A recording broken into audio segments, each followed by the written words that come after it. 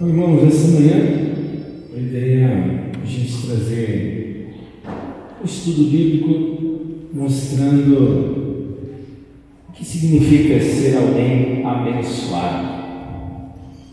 O que é alguém abençoado por Deus? Mas se também não der certo, a gente pode passar para o outro microfone, tá? A gente pode ficar com o outro se não ficar bom. Bom, já parou para pensar o que significa ser alguém abençoado? Você é alguém abençoado por Deus? Se você é alguém abençoado por Deus, o que te dá essas marcas? Quais são as credenciais de mostrar que você é alguém abençoado por Deus? É isso que nós veremos nessa manhã. E eu espero que você pense nessas perguntas, né? Você é alguém abençoado por Deus, sim ou não? O que te faz ser abençoado? Por que você é considerado alguém que tem a bênção de Deus? Porque você tem saúde? É porque você tem prosperidade? O que te faz alguém crer que receberá a bênção do Senhor? Eu quero meditar nisso com vocês nessa manhã. A gente vai ler alguns textos bíblicos durante a pregação, mas eu quero que você já pense nessas perguntas. O que significa ser alguém abençoado por Deus? Vamos orar para que o Espírito Santo nos ilumine nesta manhã. Senhor, colocamos diante do Senhor as nossas vidas, para que possamos receber do Senhor a bênção que será ministrada esta manhã. Que sejamos sim, Deus, abençoados por Cristo, sejamos pessoas, Deus, prósperas segundo a Tua palavra, segundo as riquezas da bênção conquistada por meio de Cristo. Nós pedimos que nessa manhã o Senhor nos guie nesse estudo, fale com cada um de nós, e assim sejamos ricamente abençoados pelo Senhor, que possamos ser sim abençoados por Ti, receber a bênção do Senhor, e é o que nós suplicamos essa manhã. Oramos assim em nome de Jesus. Amém. Bom, essa é uma frase muito famosa, que as pessoas falam o seguinte: olha, você é uma pessoa de sucesso, né? Você é alguém que conquistou muitas coisas, você é bem-sucedido na vida. Eu sei que de alguma maneira essa frase toca a nossa sociedade contemporânea, principalmente por causa dos coaches. A pregação coach hoje fala o seguinte: olha, você é alguém de sucesso, você é alguém próspero, você é alguém bem-sucedido. Isso está na nossa cabeça de alguma medida, porque a gente viu na internet, que a gente leu em algum livro, porque de alguma maneira isso passou pela nossa cabeça. Mas biblicamente falando, irmãos, ser bem-sucedido aos olhos do Novo e do Velho Testamento, ser alguém de sucesso, ser alguém próspero, ser alguém, abençoado, né? É o que nós vamos ver hoje, biblicamente falando, o que significa. Porque para nós hoje a palavra sucesso pode estar na moda. Biblicamente falando, para alguém do Novo e do Velho Testamento eu sou alguém abençoado. Para nós, se você pensar assim, olha, eu sou alguém bem-sucedido diante dos olhos do mundo, para alguém do Novo e do Velho Testamento eu fui abençoado, eu recebi a bênção de Deus. E talvez até a teologia da prosperidade, que a gente viu, principalmente no início dos anos 2000, mas agora no ano de 2025 principalmente, nós sabemos que a teologia do coach aqui domina. Hoje, na verdade, o conceito na nossa cabeça é: eu sou alguém de sucesso, eu sou alguém bem sucedido aos olhos do mundo. E principalmente para essas igrejas neopentecostais, o que significa ser alguém abençoado? Ser alguém abençoado é: você tem um carro do ano, você tem um carro bom, você tem sua casa própria, você tem saúde, a sua esposa é bonita, você viaja todo ano para a praia. Ser alguém próspero, na cabeça dessa pessoa, é isso aqui. E se for assim, irmãos, e se essa teologia for correta, então Elon Musk, Bill Gates, George Soros, a família Bush, os sheiks árabes, são as pessoas mais abençoadas da terra, não é verdade? E por causa disso, dessa tipo de teologia, e por causa do nosso pecado humano, nós temos a tendência de concentrar a bênção naquilo que a gente enxerga. A gente tem uma ideia de que bênção é aquilo que a gente vê. Contudo, a Bíblia mostra, na verdade, que nós devemos saber o que é ser alguém abençoado por Deus, conhecendo quem é Deus. Vamos começar então dando um conceito. O que significa essa palavra, bênção? Essa palavra deriva do latim, cujo termo expresso da forma hebraica é alguém que é feliz. Então, ser abençoado é alguém que é feliz, é aquela bem-aventurança, e no grego indica louvor. Isso é a raiz da palavra bênção.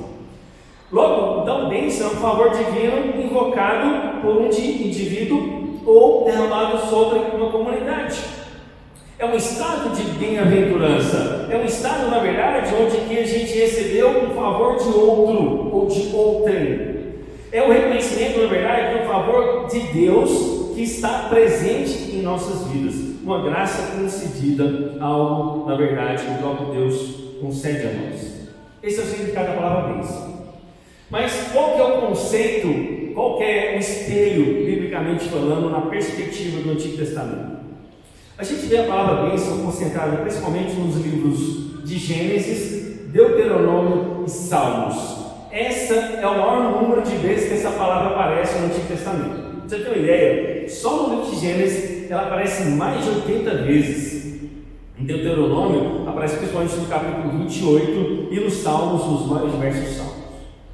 E onde o homem moderno fala então dessa palavra sucesso, nós vamos trocar pela palavra bênção, principalmente no Antigo Testamento. E ouvindo assim a bênção de Deus, irmãos, era uma vida que significava uma vida sobre a maldição de Deus. Se você não tinha a bênção de Deus, automaticamente você não era louvado ou bem sucedido aos olhos daquela época. E o maior dos pesadelos para alguém no Antigo Testamento era exatamente isso, você não ter a bênção de Deus. O verdadeiro, na verdade, sucesso era impossível sem Deus derramar a bênção sobre aquela vida. E é interessante, no Antigo Testamento, irmãos, geralmente a bênção era algo palpável. Geralmente no Antigo Testamento, de fato, a bênção era algo visível. Você via aquilo ali. Deus estava trabalhando num aspecto mais material, vamos assim dizer. Por que isso, irmãos? Por causa da imaturidade do povo de Israel.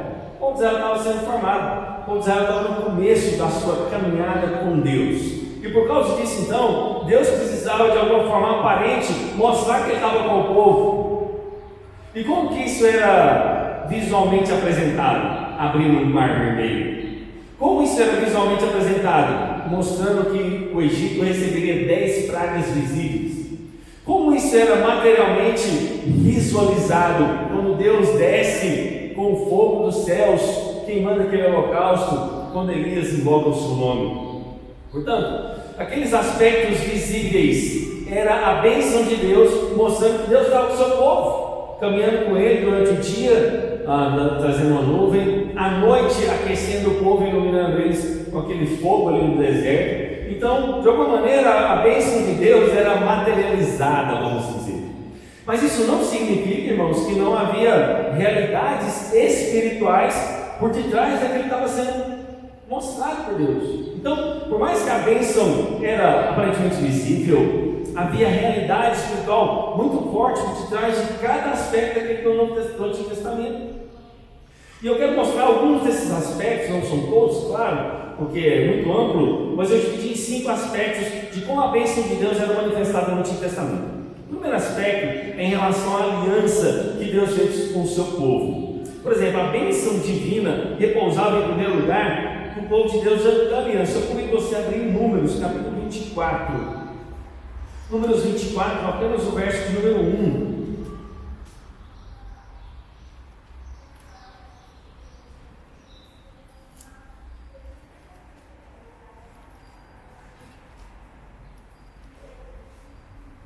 Números 24, 1. Olha o que é escrito. Quando Balaão viu que era do agrado do Senhor que ele abençoasse Israel, ou seja, essa bênção da aliança, não foi esta vez como antes, ao encontro de agouros, mas voltou o rosto para o deserto. Balaão se levantou, levantou os olhos, e viu Israel acampado segundo as suas tribos, e o Espírito de Deus veio sobre Balaão, e ele proferiu a sua palavra, dizendo: palavra de Balaão, filho de Beor, palavra de homem, do homem dos olhos abertos, palavra daquele que ouve os ditos de Deus, daquele que tem a visão do Todo-Poderoso e prostra-se, porém, de olhos abertos. Como são boas as suas tendas, ó Jacó, como são boas as suas moradas, ó Israel. São como os vales que se estendem como jardins à beira dos rios, como árvores de sândalo que o Senhor plantou, como cedros junto às águas. Ele continua proferindo aquelas palavras até o verso 9. Quando ele começa no verso 1 dizendo que Balaão viu que era do agrado do Senhor que ele abençoasse Israel, aquela bênção proferida, ele vai descrever de coisas visíveis. Ele vai falar de tendas, moradas, beiros de rios, árvores, cedros, enfim, a bênção que ele está proferindo aqui, ele de alguma maneira se torna aparentemente visível ali diante dos olhos do povo de Israel. E o fato é que Deus mostra então que ele está com o povo, ele está aliançado com aquele povo. E Deus, na verdade, irmãos, mostra então que a sua bênção repousa naquele lugar, no povo de Israel, o povo da aliança. Isso então, meus irmãos, daria aos israelitas a oportunidade de falar de Deus às outras nações. Como eles estavam sendo abençoados por Deus, aquela bênção mostraria que Deus estava com o povo da aliança. Mas não só nesse aspecto, irmãos, mas de algumas coisas visíveis, por exemplo, como uma fecundidade excepcional. Nós vemos isso, por exemplo, em Gênesis, no capítulo 9, capítulo 12, onde a narrativa mostra que a bênção está relacionada aos poderes de reprodução. Lembra aquelas mulheres que não poderiam ter filhos? Então, o fato dela ser estéril era quase uma maldição. Ela não estava sendo abençoada pelo fato de não ter capacidade reprodutiva. O fato de Deus, por exemplo, abençoar Lia com fertilidade, mostra que ela, na verdade, era uma mulher bem-aventurada. Lia era alguém abençoada por Deus, porque ela era fértil. A natureza da bênção, por exemplo, irmãos, produz fertilidade entre os seres humanos, animais, como os campos.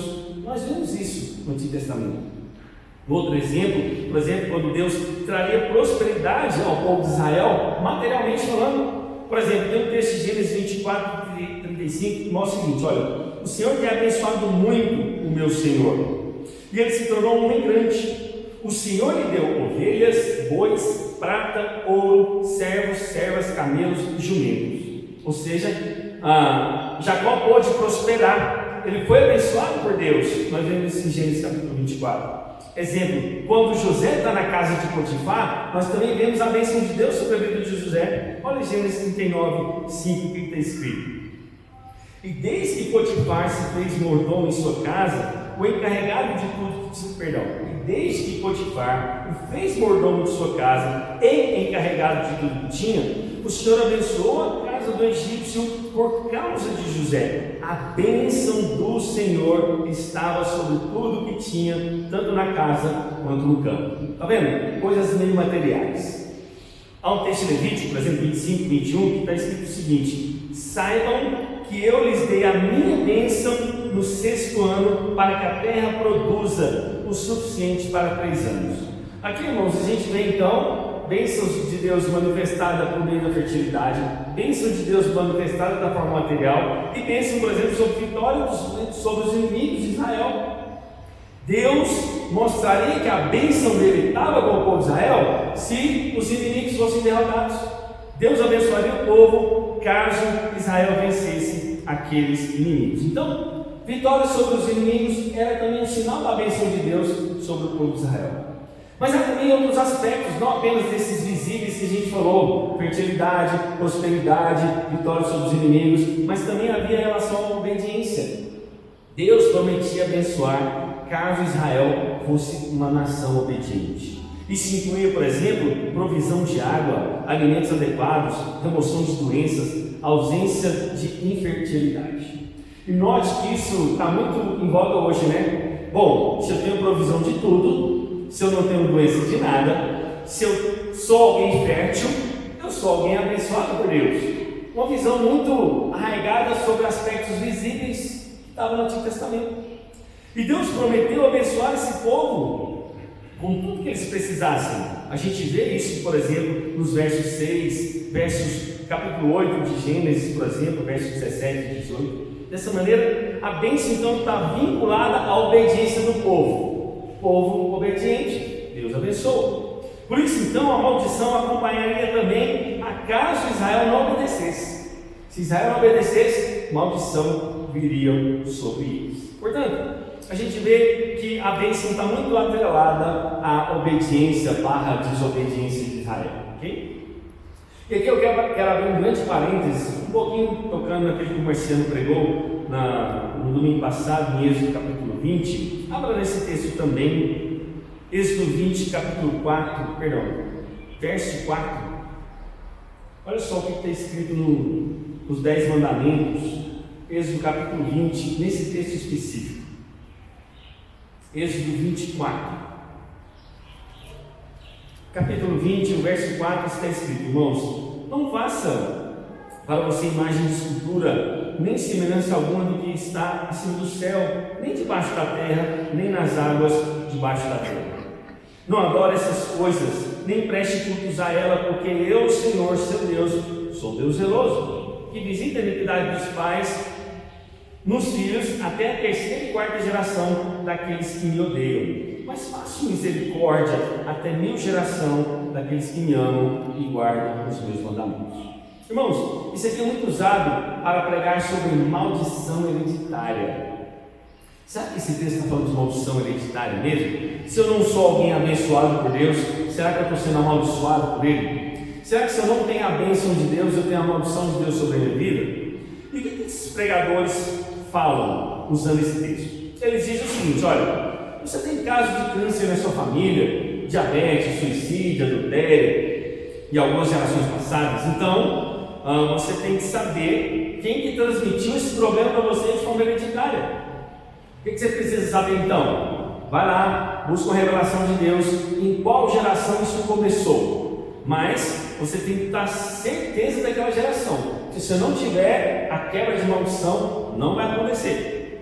Isso então, meus irmãos, está afetando a sua geração. A sua família hoje bebe porque em alguma coisa do passado há uma maldição hereditária. Se você tem diabetes, câncer, é porque alguma coisa lá no passado, algum problema familiar aconteceu. Você tem que saber essa geração, porque se você não souber, isso não vai ser quebrado no seu mundo. Mas é isso que o texto está dizendo? Esse texto de Êxodo, capítulo 20, a partir do verso 4 até o verso 6, está tratando disso? Em primeiro lugar, a gente tem que saber que o contexto no qual Moisés recebe essa revelação dos 10 mandamentos está falando especificamente de idolatria, não está falando de diabetes, não está falando de suicídio, não está falando de pobreza.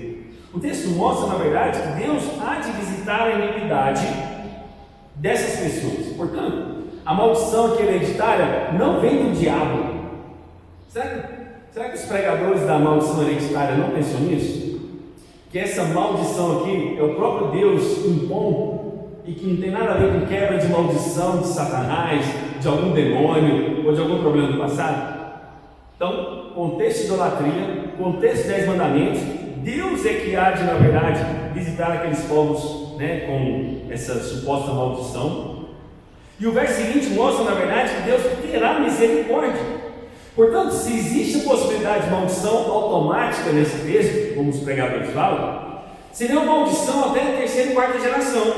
Mas a possibilidade de bênção automática é até 1000 gerações, ou seja, cobriria infinitamente mais o número de herdeiros, né?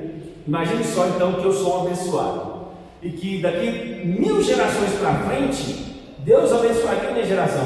Portanto, então, já estaria anulada a 3ª, 4ª, 5ª geração se a maldição hereditária fosse real. Portanto, então, irmãos, se há a possibilidade de maldição hereditária, a bênção automática é muito maior.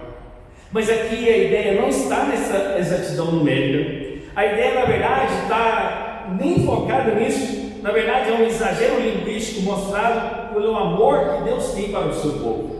O amor e a misericórdia que Deus estabeleceu com o seu povo, que na verdade Deus está condenando aqui basicamente idolatria. Então não tem nada a ver com maldição hereditária, tem a ver com Deus condenar a idolatria. E é interessante que no final do texto ele fala, né? Olha, eu vou fazer isso daqueles que me odeiam. Se o crente ama a Deus, se alguém que é salvo de novo ama o Senhor, ele não tem prazer em aborrecer a Deus. Ele não tem prazer em odiar ou aborrecer o Senhor. Portanto, cairia por terra a ideia de maldição hereditária já automaticamente, só porque você não deseja aborrecer o Senhor. Portanto, essa ideia de maldição hereditária, na verdade, irmãos, a gente não vê base nas Escrituras Sagradas. A verdade é que essa ideia de maldição hereditária, na verdade, até cai por terra também, quando a gente vai, por exemplo, no livro de Juízes ou de Reis, onde a gente vê pais piedosos, homens de Deus, que tiveram filhos ruins, mas a gente também vê o contrário de filhos maus, reis ruins, que produziram, na verdade, uma outra geração posterior boa e piedosa. Homens e mulheres de Deus que tementes ao Senhor, no qual seus filhos não seguiram o seu caminho. Portanto, então, irmãos, cada geração deve buscar o Senhor, cada geração precisa buscar a Deus. Por isso, essa ideia de maldição hereditária cai por terra. Porque qual que é a maior maldição que existe, irmãos? A maior maldição que existe é estar fora de Cristo, é estar desligado de Cristo. E qual que é a maior bênção? A maior bênção é estar em Cristo Jesus. Portanto, as pessoas, na verdade, têm confundido maldição hereditária com herança genética.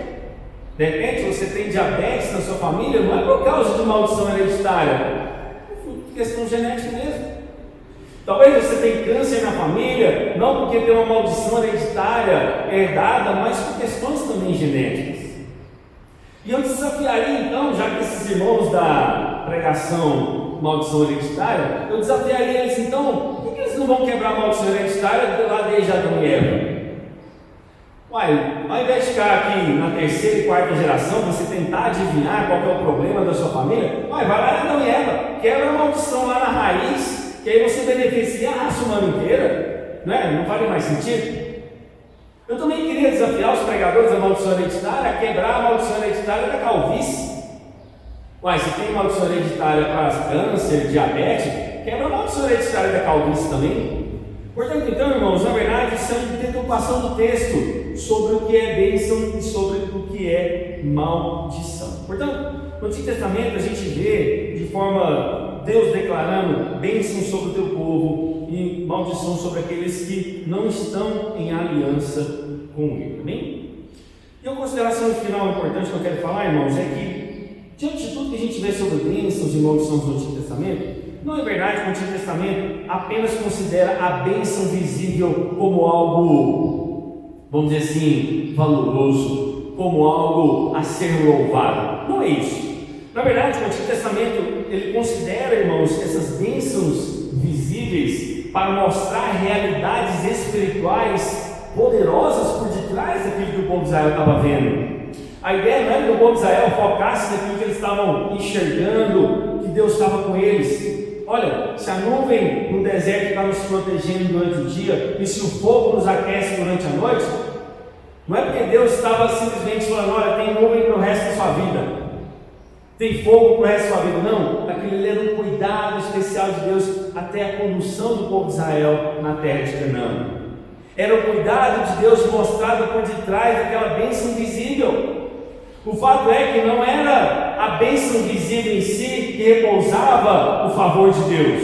O favor de Deus estava muito mais por detrás do que acontecia ali de forma espiritual. Por exemplo, Abraão recebe a bênção de ter um filho, mas a ideia não era que Abraão contemplasse Isaac o tempo todo e fizesse de Isaac aquela bênção visível, um ídolo. Não. Deus estava mostrando que Ele daria, a partir da descendência de Abraão, um povo incontável, como as estrelas do céu. Ou seja, uma geração que viria a partir da bênção que Deus estava ali derramando sobre a vida de Abraão, mas o foco não estava na pessoa visível de Isaac. A verdade é que essas bênçãos supostamente materiais era, na verdade, um senso elevado de um valor maior que Deus queria ensinar ao povo de Israel. Então, meus irmãos, o que existe na verdade são diferenças dos aspectos da bênção de Deus. O tocante daquela bênção que Deus estava dando materialmente ao povo de Israel, de forma visível, na verdade, é que Deus agiu daquela maneira como alguém pedagogo. A nação de Israel estava começando, a nação de Israel era incipiente. Deus chama Abraão como alguém que era idólatra. E Deus então pega aquela nação de Israel, toma pela mão. E naquela antiga dispensação, Deus trata Israel como uma criança. Por isso, Deus faz necessário essas bênçãos visíveis, circunstanciais, como símbolos, como apontamentos para algo que chegaria à apreciação futura do povo de Israel. Então, irmãos, pense bem então, Deus trata Israel como alguém na infância. E a gente não faz assim às vezes com o nosso filho? Você às vezes precisa dar coisas visíveis para o seu filho, para ele entender coisas, realidades invisíveis por detrás. Vou te dar um exemplo, por exemplo. Quando a gente vai educar a nossa criança e ela não está obedecendo, você não vai falar de forma espiritual, falando assim: olha meu filho, eu estou aqui te explicando que é melhor você obedecer, porque lá na frente você vai ser uma pessoa melhor, lá na frente você vai aprender a respeitar o seu professor, você vai aprender a respeitar as hierarquias que existem no mundo. Então eu estou aqui te educando. E se você simplesmente falar para aquela criança, ela não vai te obedecer, mas quando você mostra o cinto, quando você mostra o chinelo, de repente a obediência vem. Tudo porque ela é uma criança. A criança não vai compreender plenamente as maturidades futuras que ela vai ter que obedecer. Portanto, Israel, como na sua infância espiritual, precisava daquelas formas como Deus ensinando o povo, conduzindo ele desde criança, para que então eles pudessem ter uma maturidade espiritual lá mais à frente, mais adiante. Deus, como um pai pedagogo, ele então castigava o povo na desobediência e abençoava na sua obediência de forma palpável, visível. Sabe o que aponta isso para nós hoje? Aponta que igrejas têm feitos de crentes eternos meninos. Igrejas aí fora conduzem os crentes como eternas crianças. Nesse sentido, falando: olha, se você é abençoado por Deus, Deus vai te dar um carro. Se você é abençoado por Deus, você vai ter saúde. A bênção visível de Deus tem que estar presente na minha vida. Se ela não estiver presente, estou debaixo da maldição de Deus. Nossa, adoeci, é porque eu pequei. Nossa, eu estou vivendo a pobreza, estou com dificuldade financeira, Deus não está me abençoando.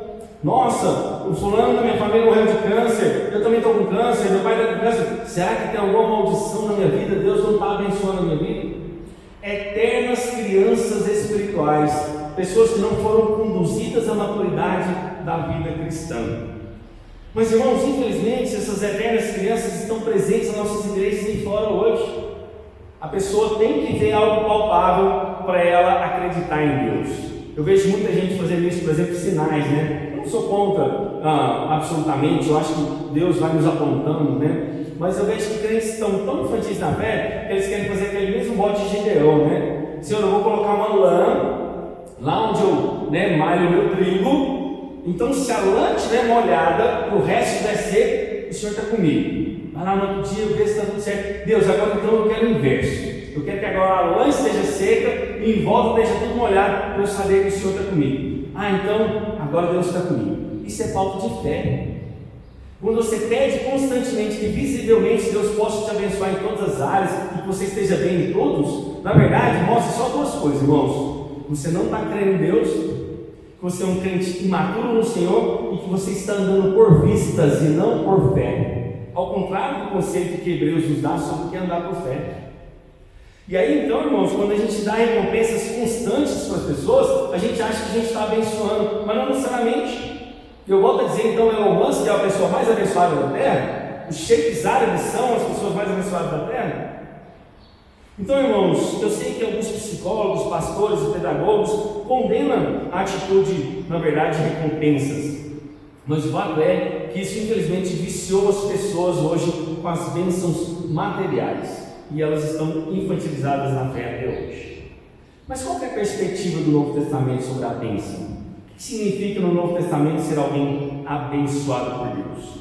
Se a gente comparar do Antigo com o Novo Testamento, é interessante que o Novo Testamento dá pouco destaque para a questão da palavra bênção. Por exemplo, no Novo Testamento a palavra bênção equivale à palavra bendito no grego. E ela aparece poucas vezes. Por exemplo, você tem ideia, olha só, nós vimos em Gênesis mais de 80 ocorrências da palavra bênção, só no livro de Gênesis. Se a gente pegar todo o Novo Testamento, essa palavra acontece só 68 vezes. Olha a diferença, em todo o Novo Testamento, 68 vezes. Só no livro de Gênesis, mais de 80 vezes ela aparece. E significa então que o Novo Testamento emprega essa palavra, irmãos, num contexto que a gente chama de doxologia. Esse contexto tem a ver com louvores, bendizer a Deus, que é o bendito. Por exemplo, Zacarias, em Lucas capítulo 1, verso 68, usa essa palavra. Paulo usa essa palavra em 2 Coríntios capítulo 1, verso 3. Na verdade, como Deus como um bendito, Deus como sendo um abençoador, o bendito de toda a terra. Jesus, na verdade, é também saudado dessa maneira, aquele que é bendito, louvado, bem-vindo. Marcos capítulo 11, verso 9. Portanto, essa forma de usar a bênção de Deus, ela é modificada no sentido de olhares no Novo Testamento. Olha só, por exemplo, Marcos capítulo 11, verso 9.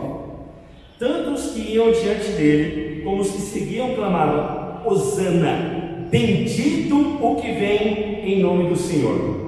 Em outras palavras, quando a gente vai falar da bênção, da palavra abençoado, é louvores a Deus. Deus como o abençoador, Deus como o bendito. Olha só Mateus 23, 39. Pois eu lhes afirmo que desde agora não me verão mais, até que venham a dizer: bendito o que vem em nome do Senhor. Está vendo que a conotação de bênção tem a ver mais com Deus? Está vendo que a conotação de bênçãos está mais com foco no Senhor, na pessoa dele, do que necessariamente as coisas visíveis, como no Antigo Testamento?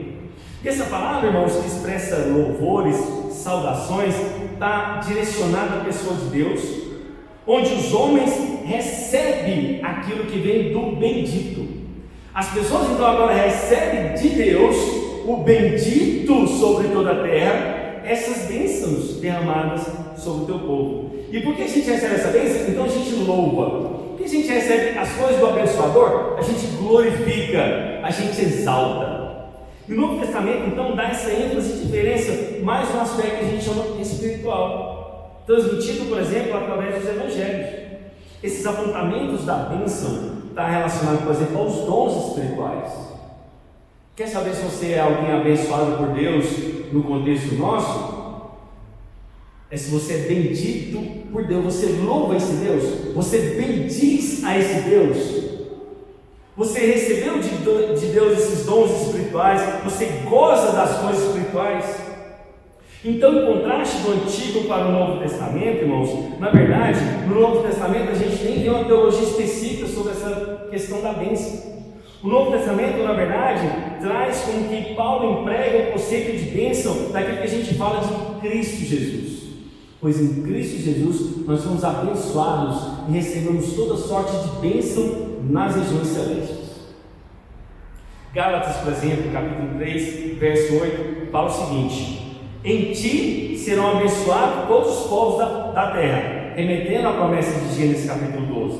Paulo então cita esse texto de Gênesis como uma interpretação que na verdade é cristológica. Como se nós somos abençoados, é se nós temos Cristo. Cristo é o sinal da bênção de Deus sobre nós.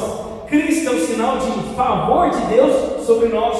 E não mais se eu tenho um carro, e não mais se eu tenho uma terra grande, não mais se eu cheguei numa Mercedes ou se eu cheguei de Uber. A bênção de Deus ela é um apontamento cristológico de que eu tendo Cristo, eu sou alguém abençoado por Deus, eu recebo o favor de Deus.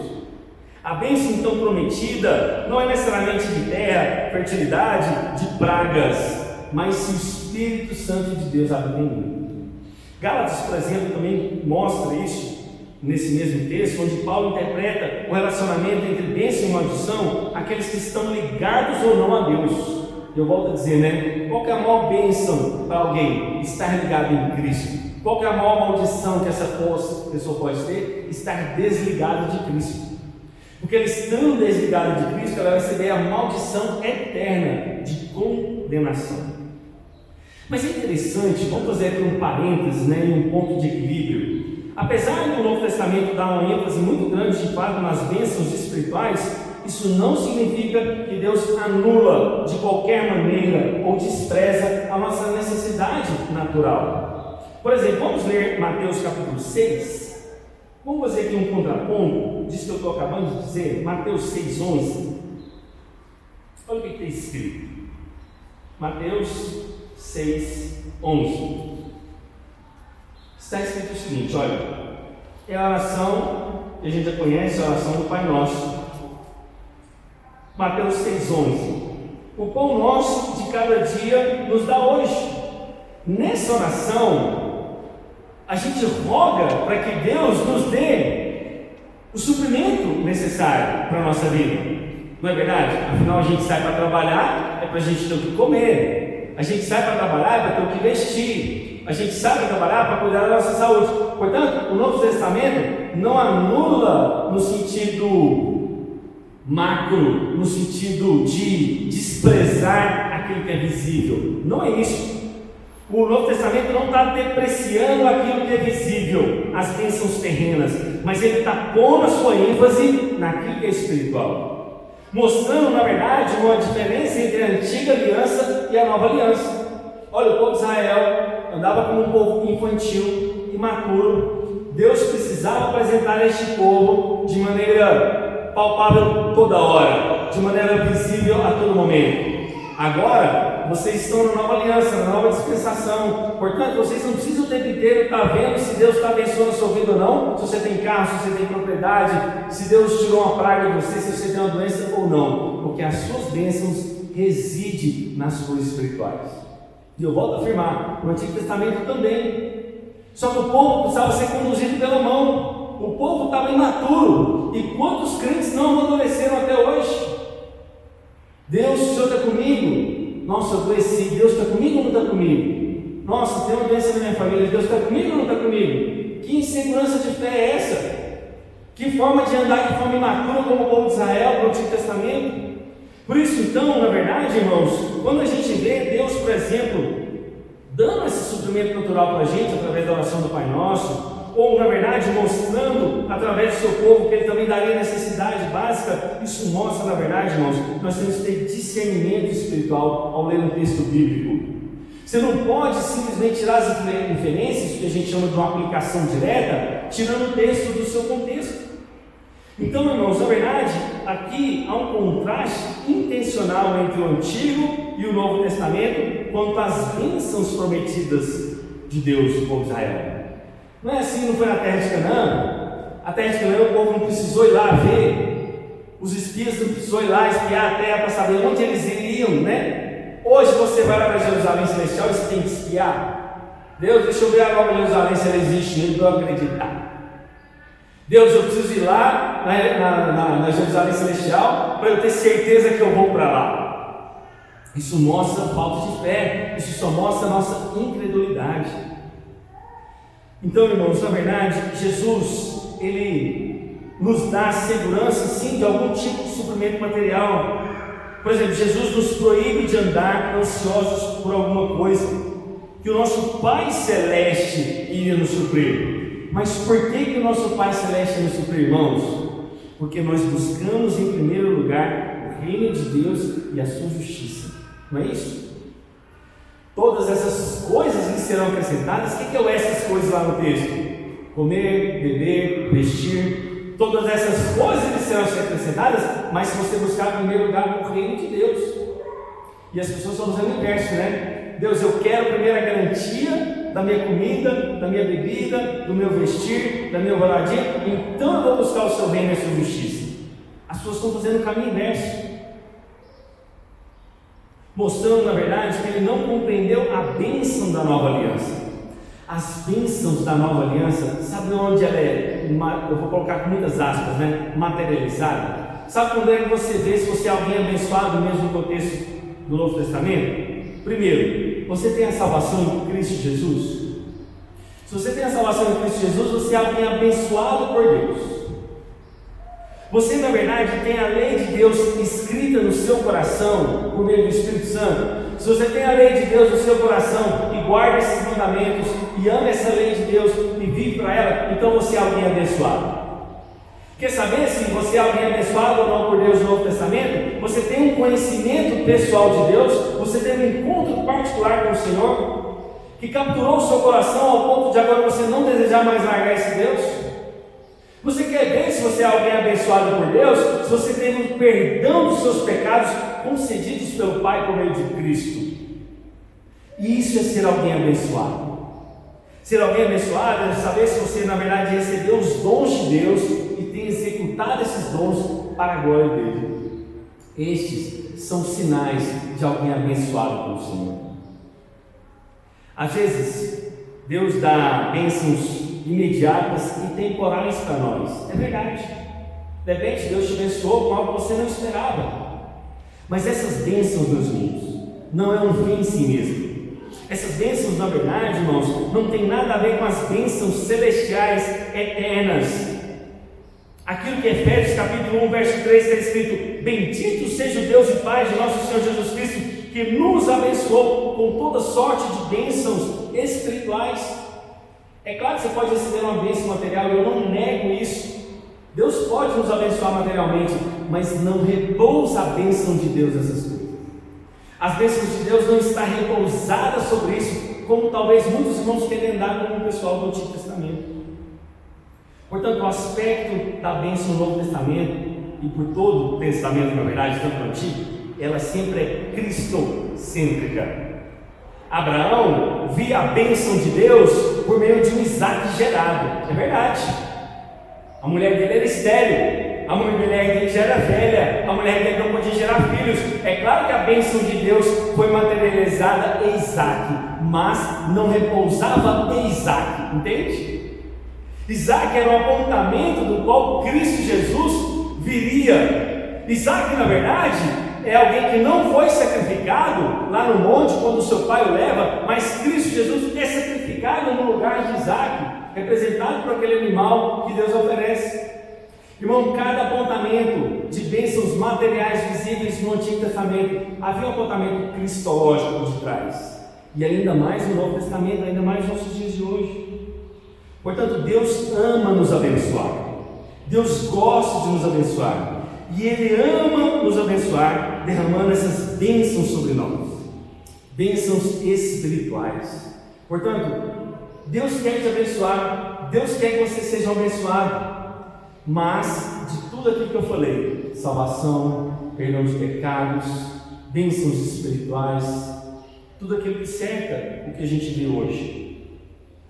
Portanto, irmãos, as pessoas abençoadas neste mundo são os crentes, são o povo da nova aliança, não os Bill Gates, não os cheques árabes. A bênção do Novo Testamento mostra, na verdade, que esses vastos benefícios divinos que a gente possui é por meio de Cristo Jesus. Qual que é a bênção?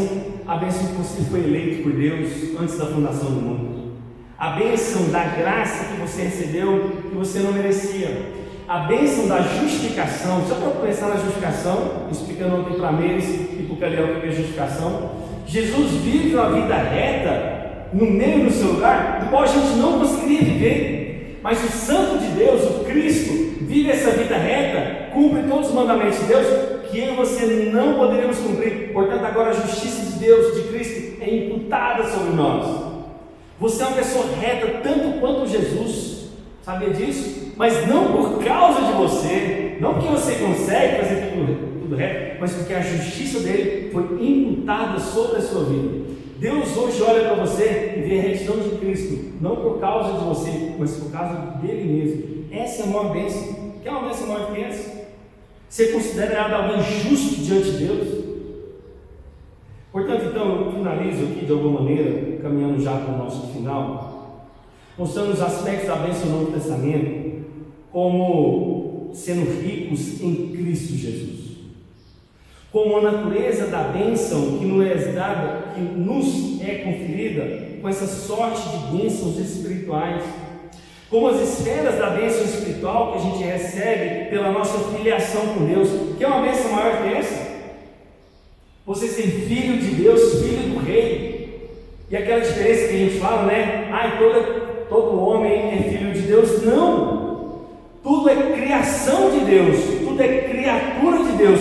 Mas ser alguém abençoado por Deus, ser herdeiro de Deus, é alguém que é filho. E você tem essa filiação? Essa é a maior bênção. Portanto, irmãos, a bênção de Deus é isso sobre as nossas vidas. Eu quero que você pense nessas aplicações. Você é alguém abençoado por Deus? Está aliançado com Cristo? Você é alguém abençoado por Deus, você confia nele inteiramente? Você é abençoado por Deus significa que você se submete à autoridade das Escrituras? E por causa dessa imaturidade das pessoas hoje, elas estão provando Deus o tempo inteiro, estão testando Deus e não confiam no Senhor, achando que as bênçãos visíveis que ocorreram no Antigo Testamento, deve acontecer isso com elas. Mas irmãos, infelizmente, não seja como um crente imaturo. Não seja como esse crente que tem que ver Deus abençoando a sua vida o tempo todo materialmente para saber se Deus está com você ou não. Se está tudo bem na sua área da sua vida, é porque Deus está com você. Olha que pensamento mais equivocado. É exatamente aquilo que o pastor Augusto já falou, né? As pessoas pedem para viver uma vida de pecado. Elas insistem nisso. Então fala assim, então você quer viver essa vida? Então vai. Faz tudo o que o seu coração deseja. Quando você entrega para você mesmo, esse na verdade é o sinal que Deus te deixou. Mas essa contaminação da teologia da prosperidade, essa contaminação da teologia do coaching, nos fez ficar picados demais nesse mundo. Essa contaminação dessas outras teologias está fazendo com que as nossas estacas, as nossas alegrias, sejam materiais e não celestiais. Então eu lembro disso de um pastor, né, nesses programas aí de televisão. Eu não estou exagerando, isso foi um fato. É porque eu não gravei, não tem como mostrar para vocês. O irmão chegou, né, ele estava naquela parte dos testemunhos, aí tinha uma fila de pessoas, aí chegou o irmão subiu, né? E aí o pastor perguntou para ele, conta bem, seu irmão. Aí ele falou, não, eu vi que Jesus me salvou, eu tive encontro com Deus, Deus perdoou os meus pecados, agora eu aceitei Jesus, eu creio nele. Ele falou, então tá bom, e agora conta a bênção. Ele falou isso. Quer dizer, a bênção dele ter encontrado Jesus como o único e suficiente Salvador não era bênção. Isso é porque eu estou falando sério, é porque eu não gravei para mostrar para vocês. Eu falei, gente, não tem lógica isso que eu acabei de ver. Isso mostra, irmãos, na verdade, que as pessoas estão dizendo que são abençoadas, que são felizes, anulando aquilo que é mais essencial. E por que isso? Porque nos falta fé. Porque não temos crido que de fato somos abençoados por Deus. Não temos crido porque nós temos anulado aquilo que 2 Coríntios 5, 7, porque vivemos por fé e não pelo que vemos. Irmãos, porque na verdade, e eu encerro aqui dizendo, é porque a gente na verdade não tem experimentado das bênçãos espirituais. Talvez a gente não se considere abençoado porque a gente não tem desfrutado do melhor de Deus naquilo que Ele já nos concedeu. Talvez estamos vivendo como essas crianças de Israel na fé, onde a gente quer experimentar bênçãos visíveis, na prática, palpáveis, que os nossos olhos veem, e é por isso então que a frieza espiritual tomou conta do povo. O povo hoje está frio porque ele não tem experimentado, na verdade, a bênção celestial e espiritual. Na verdade, eles criaram um Deus que, se dá tudo para elas aqui, está com elas, mas se não dá, abandonou. E aí virou crentes mimados. Quantos crentes não saem da igreja porque Deus não deu aquilo que ele queria? Não deu o casamento que ele queria, não deu o namoradinho que ele queria, não deu um carro que ele queria, sei lá. De alguma maneira, irmãos, na verdade, nós temos esfriado na fé porque não temos experimentado, não temos conhecido essas bênçãos espirituais. Falta-nos, irmãos, experimentar as coisas do alto. Falta-nos experimentar as coisas que são celestiais. Falta-nos um encontro com Deus, uma experiência viva e verdadeira que muda toda a nossa perspectiva. Portanto, eu quero que você olhe como Deus criou os céus e a terra, Todo-Poderoso, que ama nos abençoar, é verdade. Mas não necessariamente essa bênção que você tem ouvido dele. Amém? Vamos orar.